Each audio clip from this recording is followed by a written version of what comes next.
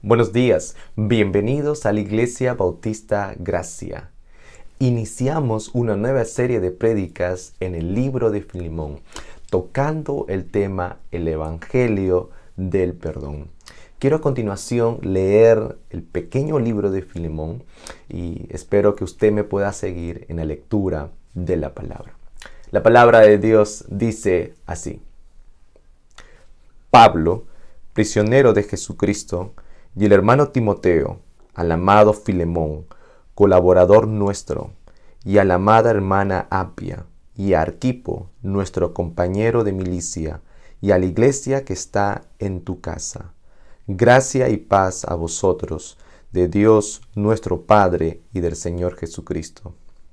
Doy gracias a mi Dios, haciendo siempre memoria de ti en mis oraciones, porque oigo del amor y de la fe que tienes hacia el Señor Jesús y para con todos los santos, para que la participación de tu fe sea eficaz en el conocimiento de todo el bien que está en vosotros por Cristo Jesús. Pues tenemos gran gozo y consolación en tu amor, porque por ti, oh hermano, han sido confortados los corazones de los santos.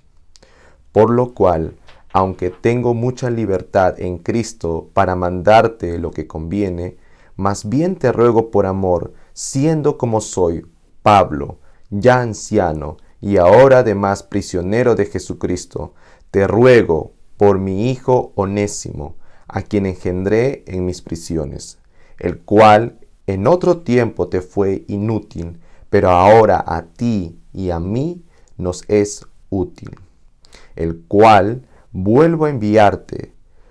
Tú pues recíbele como a mí mismo. Yo quisiera retenerle conmigo, para que en lugar tuyo me sirviese en mis prisiones por el Evangelio, pero nada quise hacer sin tu consentimiento, para que tu favor no fuese como de necesidad, sino voluntario.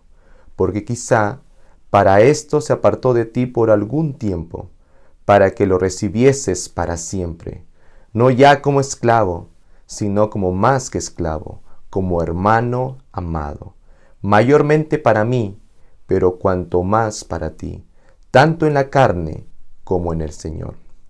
Así que, si me tienes por compañero, recíbele como a mí mismo. Y si en algo te dañó o te debe, ponlo a mi cuenta. Yo, Pablo, lo escribo de mi mano, yo lo pagaré, por no decirte que aún tú mismo te me debes también. Sí, hermano, tenga yo algún provecho de ti en el Señor, conforta mi corazón en el Señor. Te he escrito confiando en tu obediencia, sabiendo que harás aún más de lo que te digo. Prepárame también alojamiento, porque espero que por vuestras oraciones os seré concedido. Te saludan Epafras, mi compañero de prisiones, por Cristo Jesús, Marcos, Aristarco, Demas y Lucas, mis colaboradores. La gracia de nuestro Señor Jesucristo sea con vuestro espíritu. Amén. Este pequeño libro es uno de los 5 libros más pequeños en toda la Biblia. En el Antiguo Testamento conocemos un bloque de los profetas menores y allí encontramos un libro, Abdías. En el Nuevo Testamento están estas cartas de postal llamadas también como Primera, Segunda de Juan y Judas. La epístola de Filemón es una de ellas y es la carta más pequeña escrita por el apóstol Pablo, que en la historia de la iglesia comúnmente se ha relacionado acompañando a la epístola de Colosenses. Esta pequeña carta tiene 3 protagonistas. Por un lado, Filemón, un cristiano posiblemente de buena posición económica que puso a su disposición su propio hogar para que la iglesia pueda congregarse en Colosas.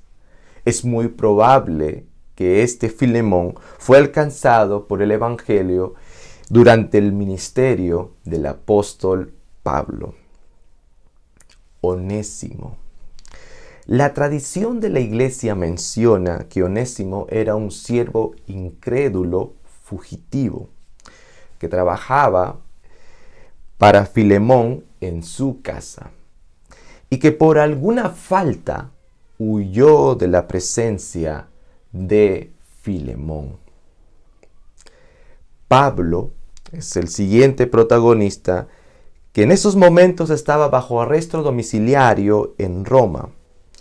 Conoció personalmente a Onésimo.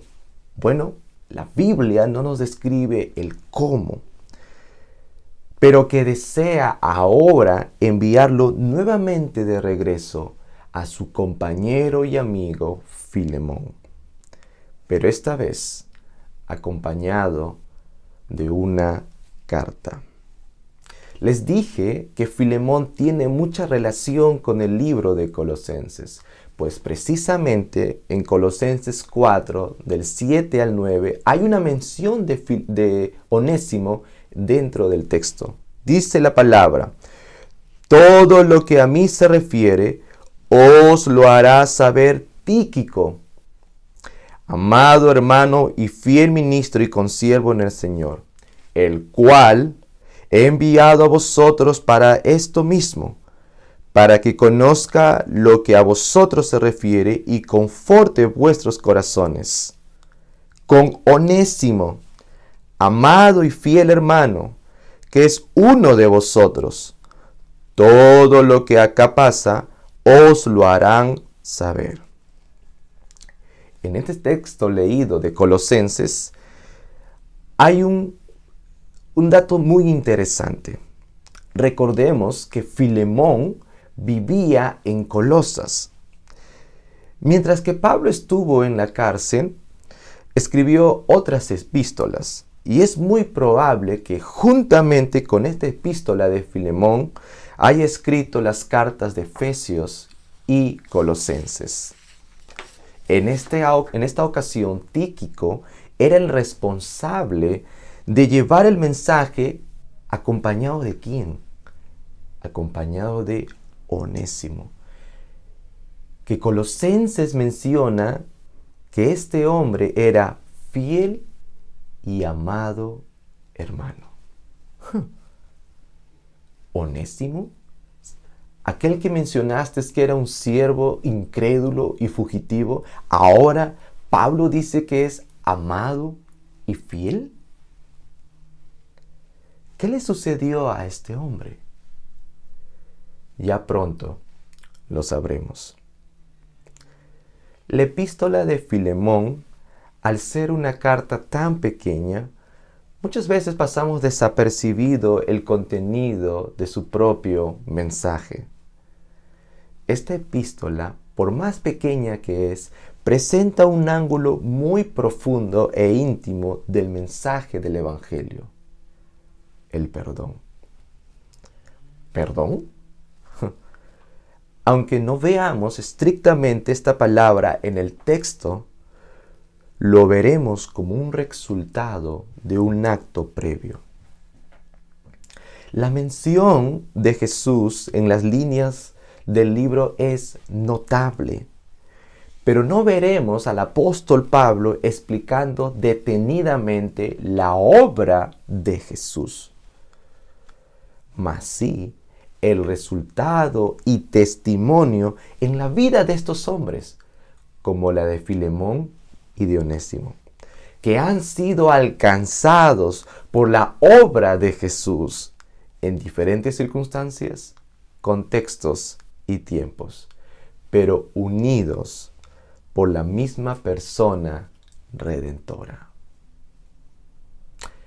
Amado hermano, nuestros hechos, no solo los vinculados a la vida de la iglesia, sino a la vida diaria, deben evidenciar que han sido alcanzados y controlados enteramente por el Evangelio. Cada acción, cada acto verbal con lo que usted pueda hacer, debe dar evidencia que su vida ha sido alcanzada y está siendo controlada por el Evangelio. ¿Lo es así? Si vamos a lo que Filemón quiere expresar, aquí hay muchas circunstancias muy interesantes que esta pequeña carta tiene para nosotros. Y es mi deseo que Dios use su palabra para que llegue directamente a su propio corazón. Te hago una pregunta. Si te volvieras a encontrar con esa persona que en el pasado te ha fallado y que ahora cree en el mismo evangelio que tú, ¿lo perdonarías sin ninguna objeción?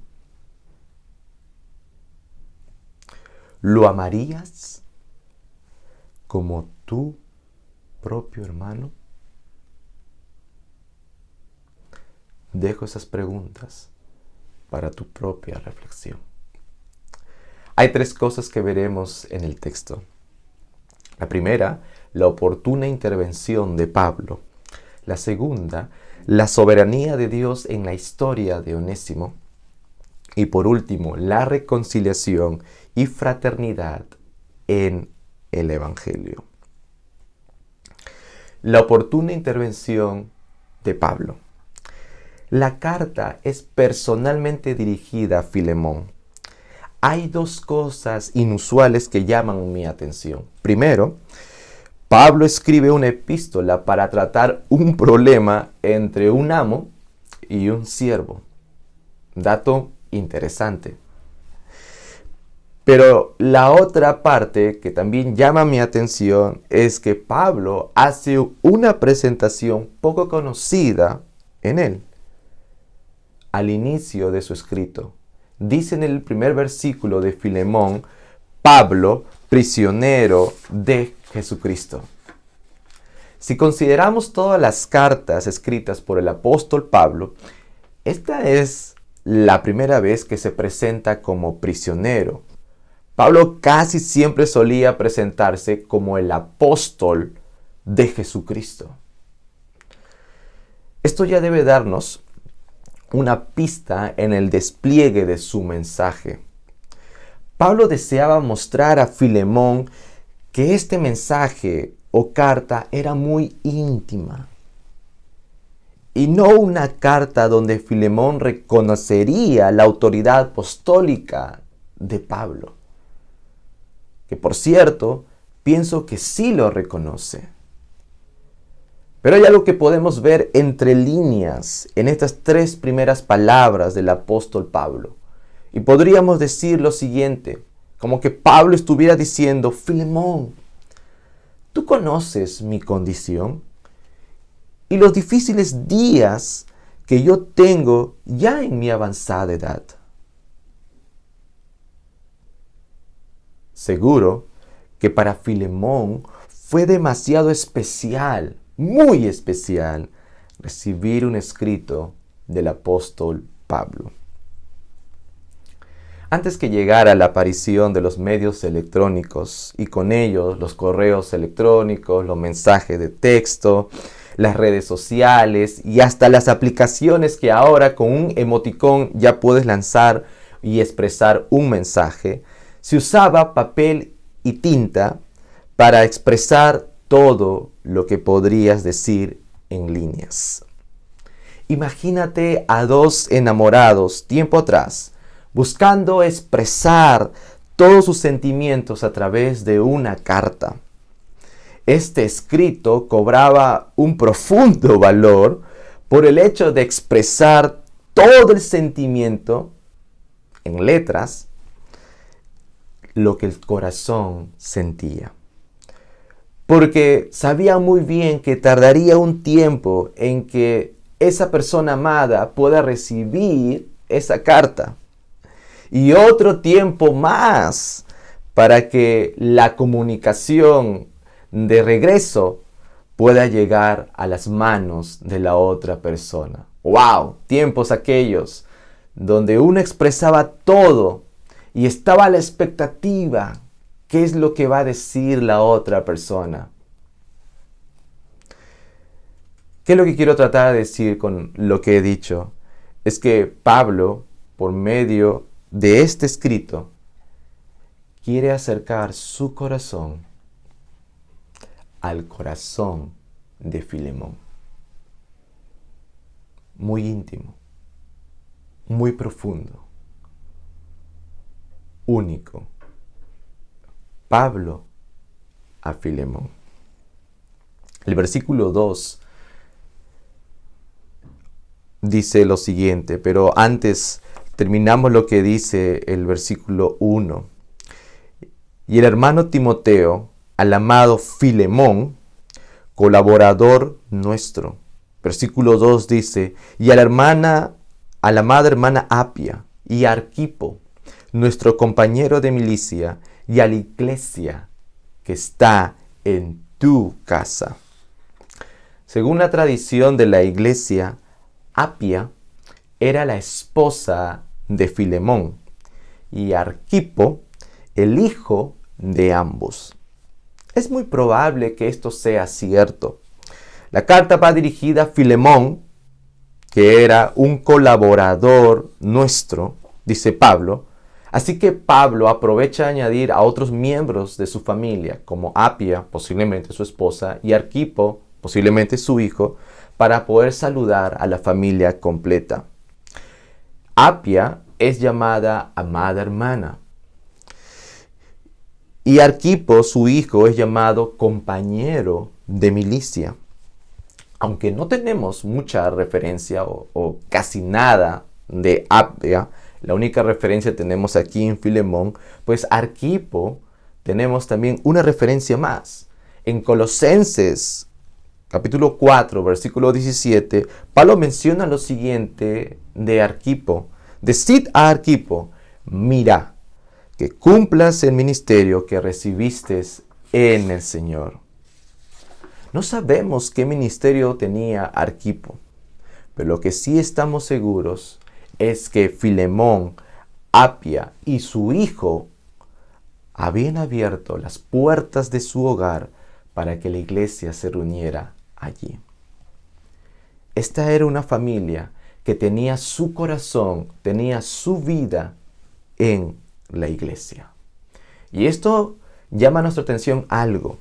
El evangelio no solo alcanzó la vida de Filemón, sino la vida de los suyos. Y el testimonio era muy evidente. ¿Cuántos anhelamos y añoramos ver nuestras familias involucradas en el reino de Dios? ¿Cuántos deseamos que nuestras familias tengan su vida, su corazón en la iglesia? Estoy leyendo nuevamente el libro Cómo pastorear el corazón de su hijo. Esta vez acompañado de Laura, mi esposa. En el libro, Ted Tripp, el autor, relata el episodio de una familia que emocionó su corazón por su testimonio.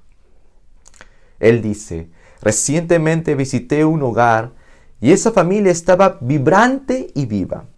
Los adolescentes estaban en la casa porque el hogar era un lugar excitante en el cual estar. Mientras que el padre y la madre eran tenidos en alta estima y se les buscaba por consejo. La Biblia y las verdades bíblicas revoloteaban en todas las conversaciones. No como un calor sofocante, sino como una brisa fresca y vivificante. En este hogar, 5 generaciones han guardado la fe y la sexta está aprendiendo que Dios es el fundamento de la vida, en cuya luz vemos la luz. Esto me hizo pensar y meditar mucho. Y es probable que para ti también. Es probable que tú estés sacando tu cálculo, mencionando y diciendo, ¿qué número de generación eres? No deseo que pienses en cantidades, deseo que pienses en el ahora, en el presente, en el tiempo. Te pregunto, ¿qué rol estás teniendo en la vida de tu familia? ¿Qué tipo de influencia estás teniendo en la vida de tu familia?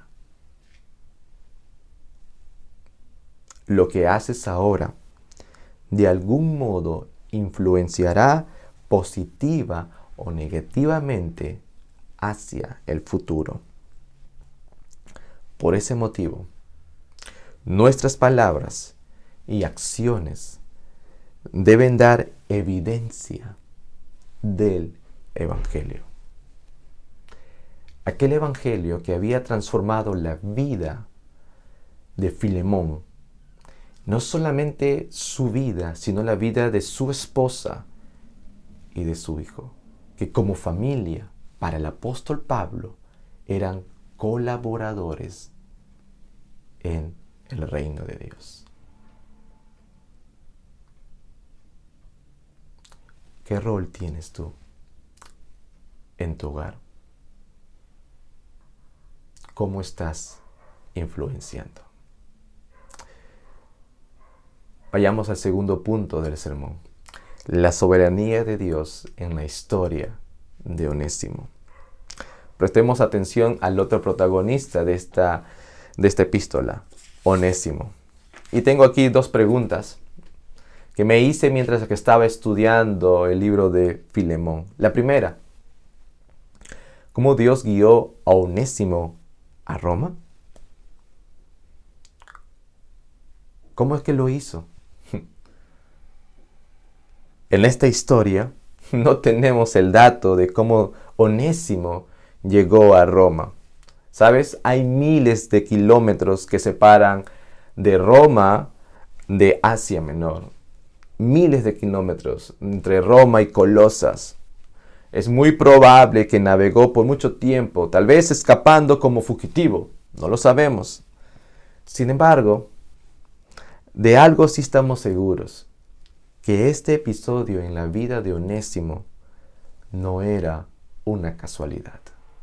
Dios soberanamente estaba orquestando lo que ya tenía preparado para Onésimo. La siguiente pregunta que me hice casi hilvana con la que dije anteriormente es ¿cómo estando Onésimo en Roma pudo conocer al apóstol Pablo? Pudo haber viajado muchísimo Onésimo, pero precisamente se cruzó con el apóstol Pablo. Pues no lo sabemos. Ese es otro detalle que no lo tenemos con nosotros. Pero de algo sí estamos seguros. Es que Dios tenía preparado este encuentro en ese lugar con una persona, Pablo, quien no solo sería el canal por donde escucharía el Evangelio, aquel Evangelio transformador para su propia alma, sino la persona que sería usada para efectuar una restitución frente a su prójimo, frente a alguien quien Pablo conocía como Filemón. Y esto nos hace pensar en la increíble providencia de Dios. Dios es experto en hacer lo que es imposible. Totalmente estoy seguro. ¿Cómo lo vemos? No solo permitiendo que Onésimo llegara a conocer a Pablo, sino que obrara en el alma de un hombre que estaba preso en su pecado. Puedes observar cómo Dios puede tomar un corazón y aún el corazón menos pensado y transformarlo a una nueva vida. Si te pones a pensar, eso ocurrió con nosotros mismos. Si pones a observar tu pasado y te das cuenta cómo estaba tu corazón y cómo Dios lo ha transformado a una nueva vida, es increíble. Eso también puede ocurrir con otras personas, con aquellas personas difíciles, con aquellas personas que en algún momento nos han fallado.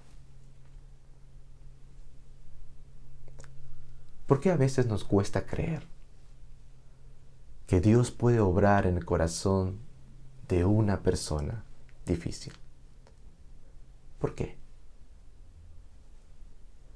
¿Te es extraño cuando Dios obra en la persona menos pensada?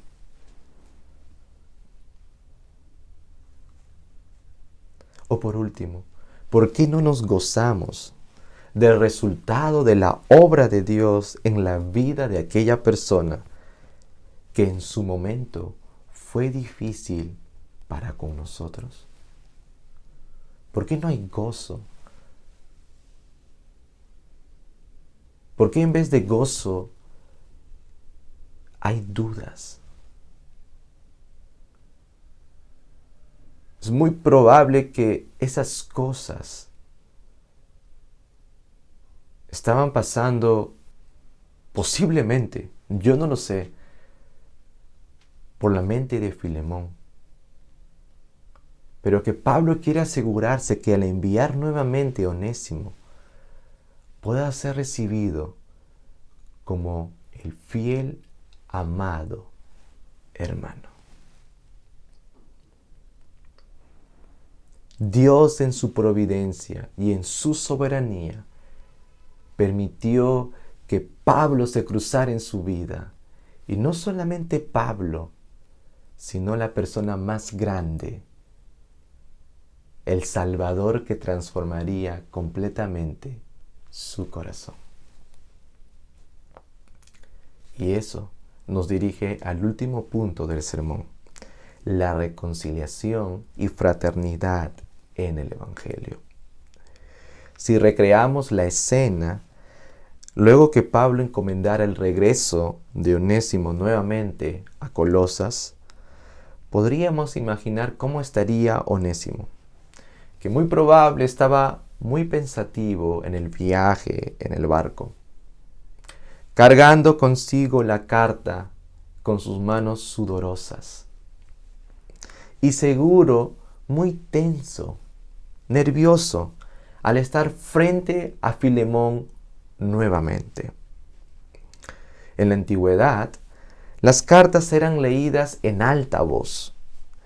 Esto se hacía por el hecho que había varias personas mencionadas en la carta.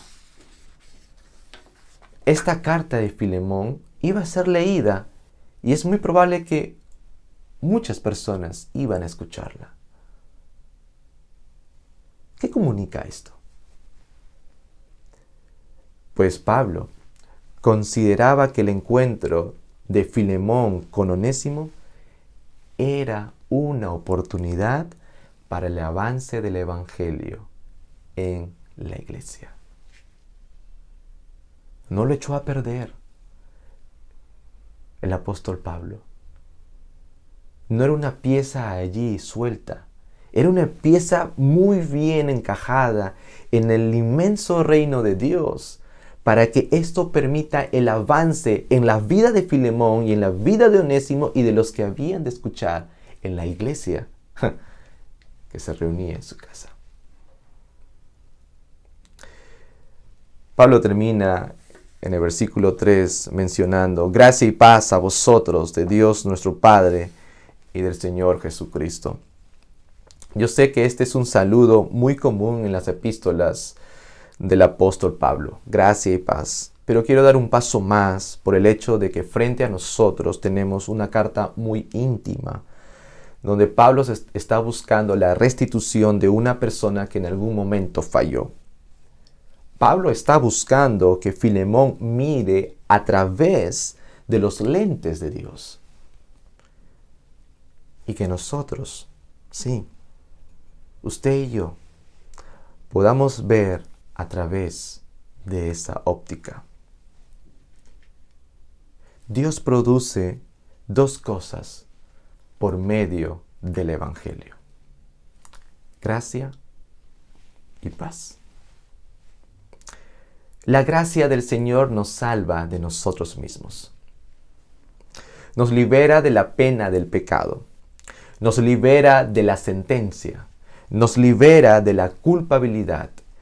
Y donde nuestras vidas están manchadas por todos los deméritos y no hay nada en nosotros que nos pueda salvar, Dios, por su gracia, actúa y produce una reconciliación por medio de su gracia. Reconcilia el corazón con Dios mismo.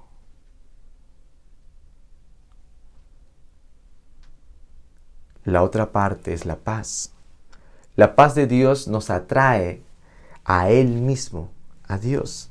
Nuestra pecaminosidad, sentencia y culpabilidad produce una enemistad con Dios. Por causa de nuestros pecados estamos ajenos a la vida de Dios, alejados de las cosas espirituales. Mas Dios, en su misericordia, nos reconcilió, hizo la paz con nosotros, aboliendo nuestra enemistad. Aquella enemistad que tenemos a causa de nuestro pecado con Dios. Y produce en nosotros fraternidad. Que podemos llamarnos hermanos, que podemos llamarnos Él es Padre y yo soy Hijo. Y eso es lo que produce la paz de Dios, aboliendo toda nuestra culpabilidad delante de Él. ¿Y cómo es posible esto? ¿Cómo es posible? Pues Dios envió a Jesús a la tierra para que por medio de su vida pueda reconciliar el alma del hombre pecador.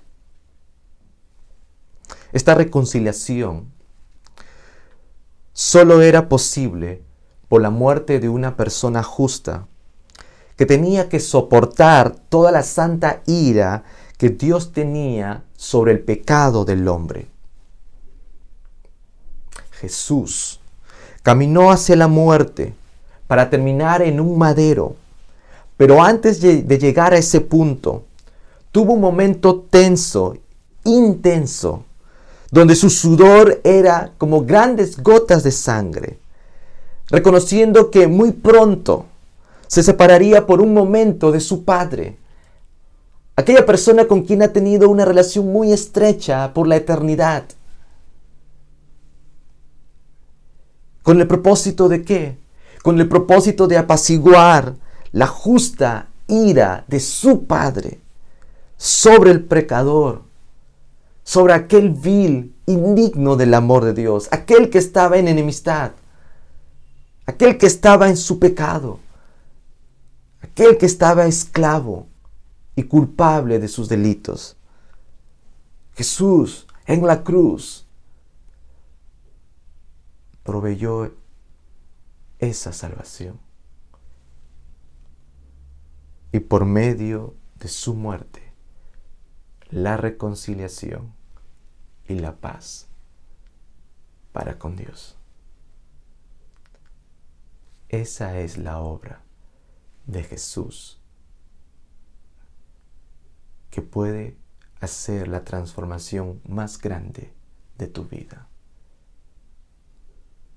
Y puede ser como Onésimo, donde hoy comienza una nueva historia para ti.